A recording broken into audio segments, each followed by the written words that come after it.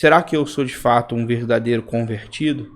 Será que Cristo mudou o meu coração, mudou a minha vida? Porque quando a gente fala de conversão, não é só de um entendimento de tudo que a gente está falando, não é só entender puramente, não, beleza, eu entendi, a salvação é pela graça e tal, eu entendi, é pelos méritos de Cristo, mas se isso não muda a sua vida, se a sua vida não é transformada, se você não muda completamente de rumo, né, como falam da metanoia, né, quando você vira uns 180 graus e sua vida muda completamente, você não tem mais prazer nas coisas do mundo, aquilo que você fazia antes você não faz mais, se você era um homem promíscuo você não é mais, se você era um homem que roubava você não rouba mais, se a sua vida de fato mudou, aí você pode falar que você de fato foi alcançado por Deus. Não só o entendimento, a gente tem que entender o evangelho.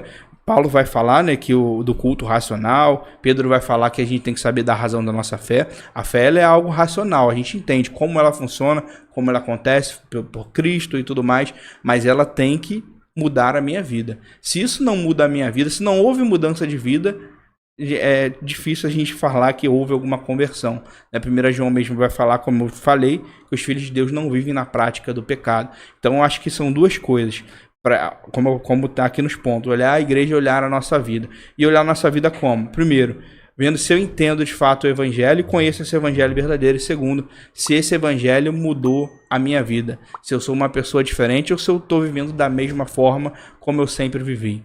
E se isso não muda a nossa vida, demonstra que nada de fato aconteceu no interior do nosso coração. O evangelho de Cristo, ele muda completamente a nossa vida. A gente vê Paulo, aquele que ele mesmo fala, que antes perseguia os cristãos e agora alguém que está pregando o evangelho, e até assusta os judeus quando ele começa a pregar. Como é que pode? Alguns cristãos até ficam com medo dele, aquele que estava perseguindo a gente agora está pregando. Você vê uma mudança completa de vida. Ele entendeu, ele viu quem era Cristo e, consequentemente, aquilo reflete na sua vida e ele muda. Então, o evangelho, ele está relacionado a uma vida completamente diferente. Não pelos seus méritos, pelos méritos de Cristo. Amém. Louvado seja Deus.